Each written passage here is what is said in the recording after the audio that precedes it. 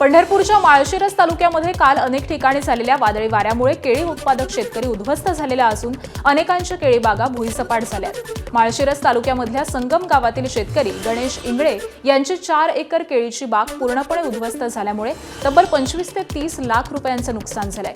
या 4 एकर बागेसाठी 7 ते 8 लाख रुपये खर्च आलेला होता। नुकसानग्रस्त शेतकऱ्यांना हेक्टरी किमान 2.5 लाख रुपये मदत करावी, नाहीतर आमच्या समोर आत्महत्या करण्याशिवाय पर्याय नाही, अशी मागणी गणेश इंगळे यांनी कृषी मंत्र्यांकडे केली आहे। माझी 4 एकर केळीची बाग होती। ही 4 एकर केळीची बाग कालच्या वाऱ्याने पूर्णपणे उद्ध्वस्त झालेली आहे।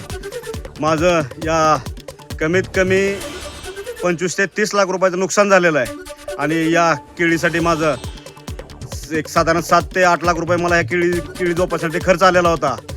तरी माझ्यासारखे अशा अनेक शेतकरी आहेत। अशा अनेक शेतकऱ्यांची पूर्णपणे केळीची बाग असेल, डाळिंबाची बाग असेल, पूर्णपणे उद्ध्वस्त झालेलं आहे।